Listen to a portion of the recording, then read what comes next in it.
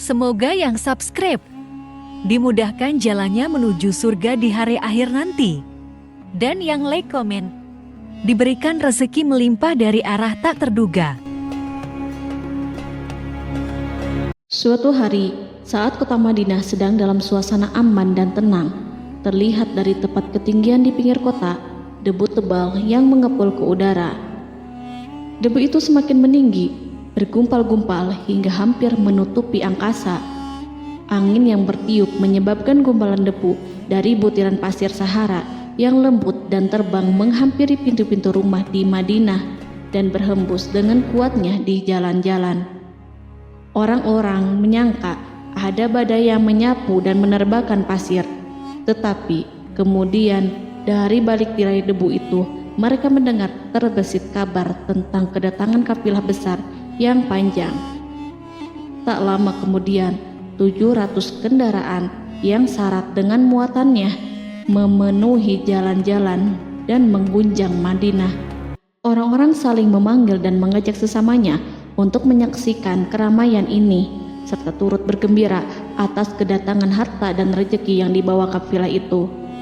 Ummul Mukminin Aisyah ketika itu mendengar suara hiruk-pikuk kafilah yang bergerak maju, bertanya, "Apakah yang terjadi di kota Madinah?" Ada yang menjawab, "Kafilah Abdurrahman bin Auf baru datang dari Syam membawa barang-barang dagangannya." "Jadi kafilah itu yang telah menyebabkan semua guncangan ini?" tanya Ummul Mukminin. "Benar, wahai Ummul Mukminin. Jumlahnya 700 kendaraan." Ummul Mukminin menggeleng-gelengkan kepala. Pandangannya menerawang jauh seolah-olah sedang mengingat-ingat peristiwa yang pernah dilihat atau ucapan yang pernah didengarnya. Kemudian ia berkata, "Aku pernah mendengar Rasulullah bersabda, aku melihat Abdurrahman bin Auf masuk surga dengan merangkak." Abdurrahman bin Auf masuk surga dengan merangkak? Mengapa ia tidak memasukinya dengan melompat atau lari-lari kecil bersama angkatan pertama para sahabat Rasulullah? Sebagian sahabat menyampaikan cerita Aisyah kepadanya, maka ia pun teringat telah mendengarkan hadis dari Nabi lebih dari satu kali dan dengan redaksi yang berbeda-beda.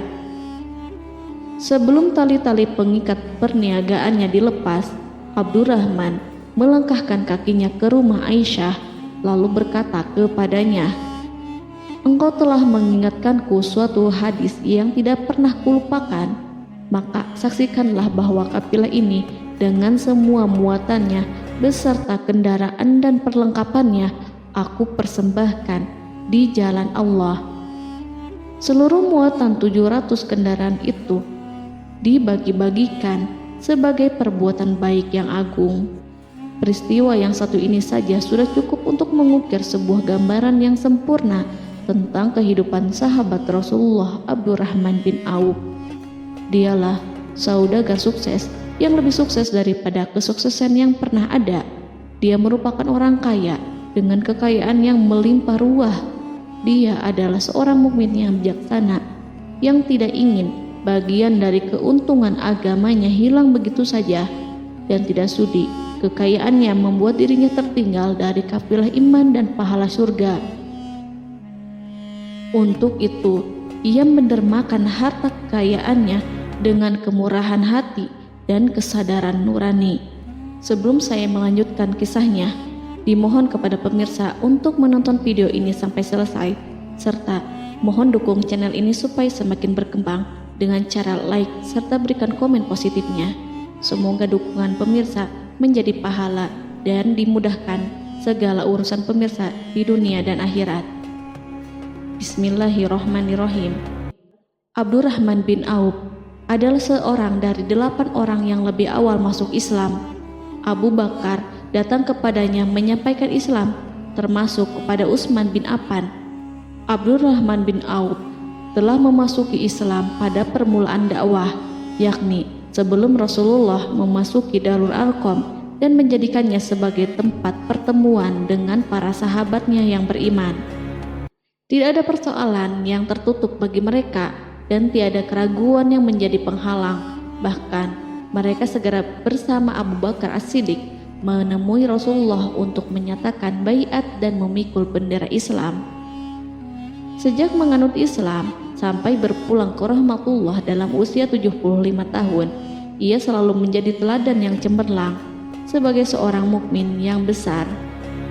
Hal ini menyebabkan Nabi memasukkannya dalam 10 orang yang telah diberi kabar gembira sebagai ahli surga. Umar mengangkatnya sebagai anggota majelis syuro yang terdiri dari 6 orang yang merupakan calon khalifah yang akan dipilihnya sebagai penggantinya. Cepatnya Abdurrahman masuk Islam telah menyebabkan dirinya harus mengalami penganiayaan dan penindasan dari Quraisy. Ketika Nabi memerintahkan para sahabatnya hijrah ke Habasyah, Abdurrahman bin Auf pun ikut berhijrah. Kemudian ia kembali lagi ke Mekah, lalu hijrah untuk kali keduanya ke Habasyah, dan selanjutnya hijrah ke Madinah. Keuntungannya dalam perniagaan sangatlah besar, hingga mencapai batas yang membuat dirinya merasa takjub dan heran, sehingga ia berkata, "Sungguh aku melihat diriku ini, seandainya mengangkat batu, niscaya aku temukan emas dan perak di bawahnya." Perniagaan bagi Abdurrahman bin Auf bukanlah jenis perdagangan yang tercela maupun monopoli. Bahkan ia sendiri bukanlah orang yang berlomba-lomba untuk mengumpulkan harta atas dorongan agar menjadi orang kaya. Sekali-kali bukan itu, melainkan suatu amal dan kewajiban yang keberhasilannya akan menambah kedekatan jiwa kepada Allah dan berkorban di jalannya. Abdurrahman bin Auf adalah seorang yang kuat emosi jiwanya, di mana ia menemukan kepuasan emosinya itu dalam amal yang mulia. Apabila ia tidak sedang sholat di masjid dan tidak sedang berjihad dalam peperangan, ia pasti sedang mengurus perniagaannya yang berkembang pesat. Sehingga kafilah-kafilah dari Mesir dan Syria membawa ke Madinah barang-barang muatan yang dapat memenuhi kebutuhan seluruh jazirah Arab, baik pakaian maupun makanan. Ia menunjukkan kepada kita bahwa seorang yang kuat emosi jiwanya adalah ketika kaum muslimin hijrah ke Madinah.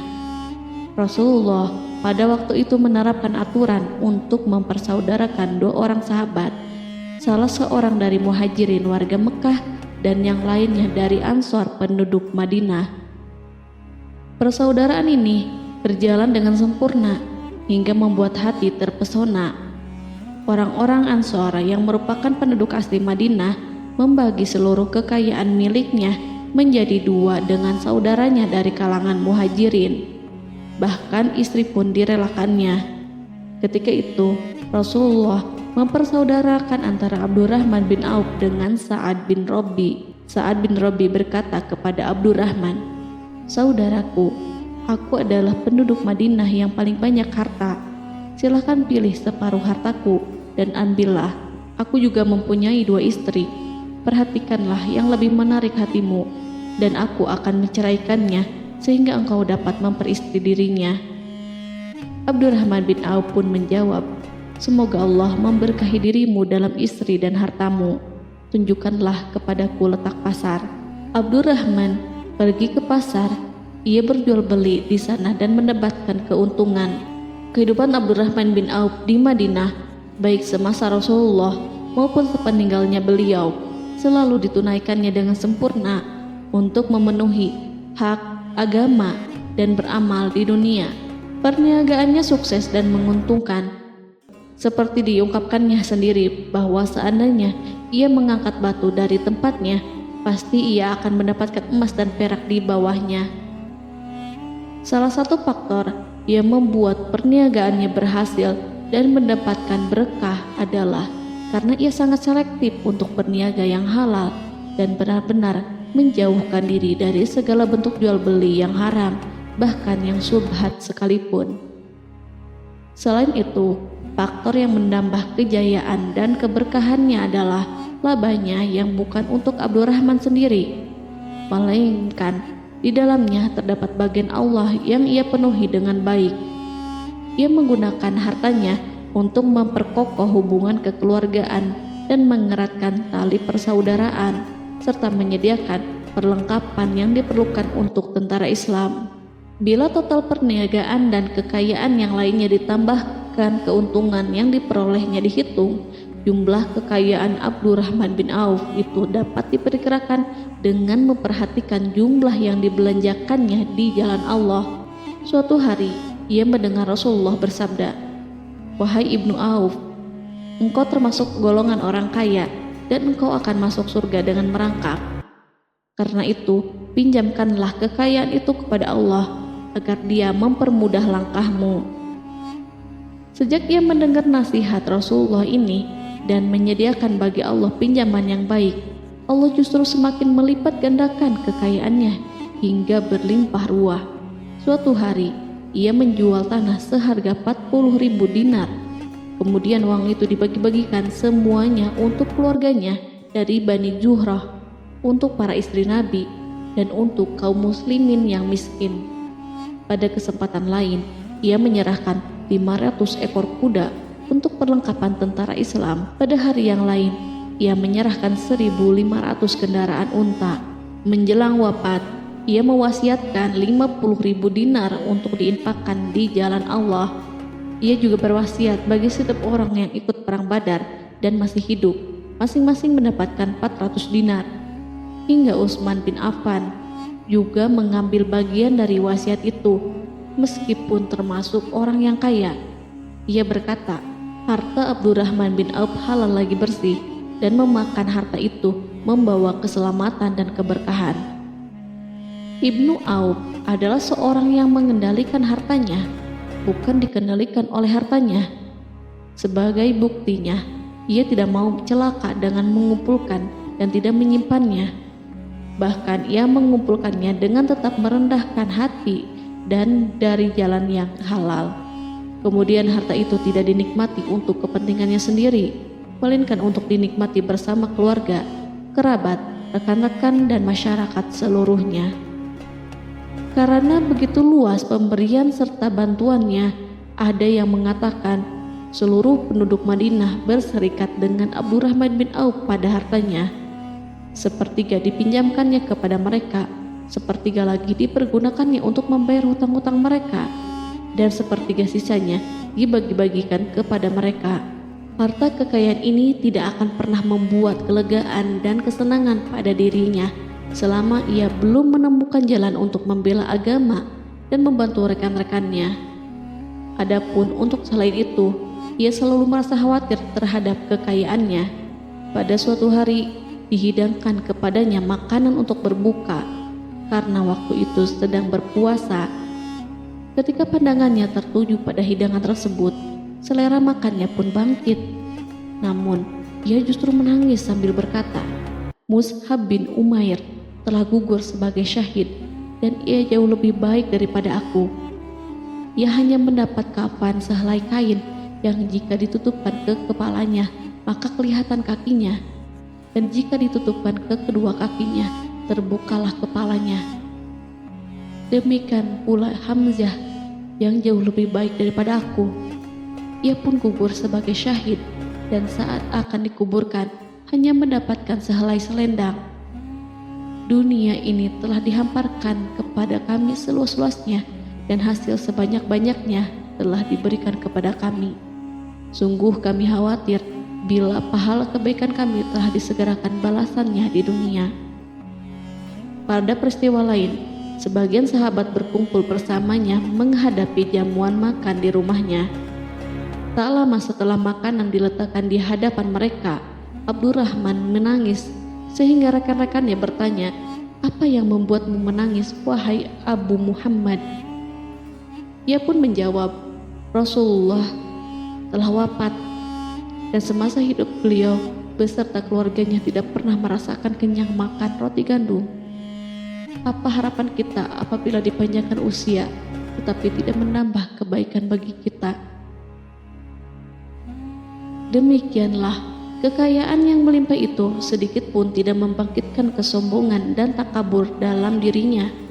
Bahkan orang-orang mengatakan tentang dirinya, seandainya seorang asing yang belum pernah mengenalnya kebetulan melihatnya sedang duduk bersama budak-budaknya, niscaya ia tidak bisa membedakan di antara mereka. Tetapi bila orang asing itu mengenal satu saja sisi jihad Ibnu Auf, dan ujian yang dihadapinya, ia pasti langsung mengetahui siapa dia. Misalnya, ia mengetahui bahwa di badannya terdapat 20 bekas luka di perang Uhud, dan bahwa salah satu dari bekas luka itu meninggalkan cacat pincang yang tidak sembuh-sembuh pada salah satu kakinya. Contoh lain, beberapa gigi serinya rontok di perang Uhud yang menyebabkan kecedalan yang jelas pada ucapannya.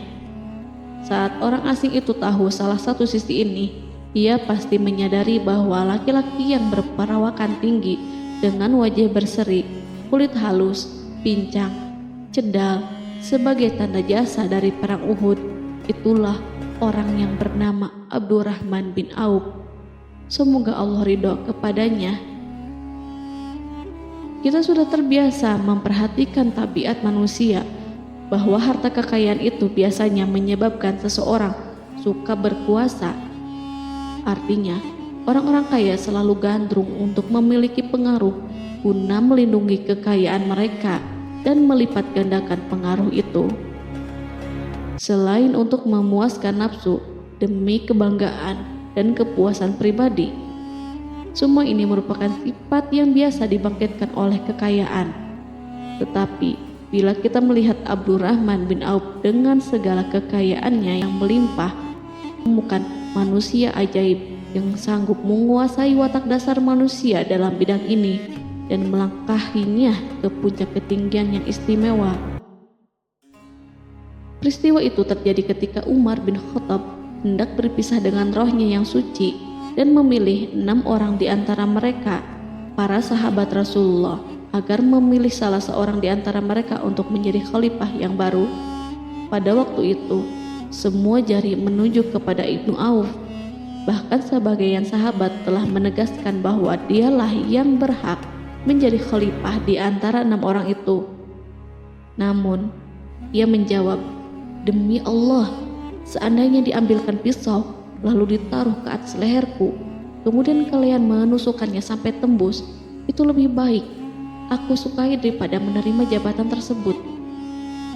Demikian, saat awal 6 orang terpilih itu mengadakan pertemuan untuk memilih salah seorang di antara mereka untuk menjadi khalifah yang akan menggantikan Al-Faruq, Umar bin Khattab, Abdurrahman telah menyatakan kepada mereka bahwa ia telah melepaskan haknya yang dilimpahkan Umar kepadanya sebagai salah seorang dari 6 calon yang akan dipilih menjadi khalifah.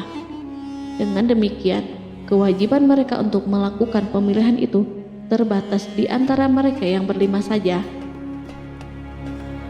Sikat juhudnya terhadap jabatan dan pangkat ini dengan cepat telah menempatkan dirinya sebagai hakim di antara 5 orang tokoh terkemuka itu.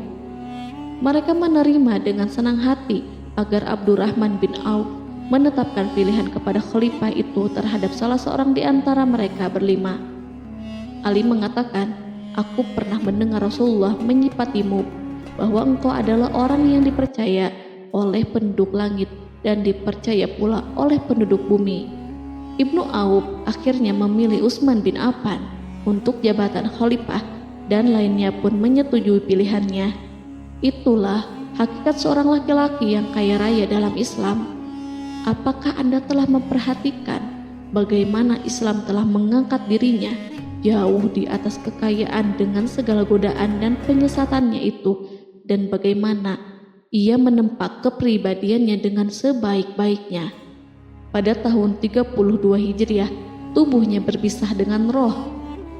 Ummul Mukminin Aisyah memberinya kemuliaan khusus yang tidak diberikan kepada orang lain dengan memberikan usulan kepadanya ketika ia masih terbaring di ranjang menuju kematian agar bersedia dikuburkan di pekarangan rumahnya berdekatan dengan Rasulullah, Abu Bakar, dan Umar.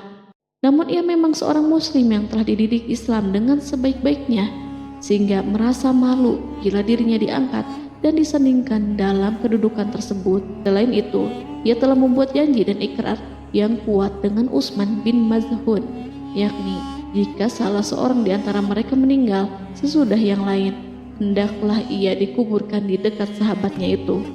Saat rohnya bersiap-siap memulai perjalanan yang baru, air matanya meleleh, sedangkan lidahnya bergerak-gerak mengucapkan kata-kata. Aku khawatir dipisahkan dari sahabat-sahabatku karena kekayaanku yang melimpah ruah. Namun, ketenangan dari Allah segera menyelimutinya. Lalu senyuman tipis menghiasi wajahnya disebabkan sukacita yang memberi cahaya dan kebahagiaan yang menenteramkan jiwa.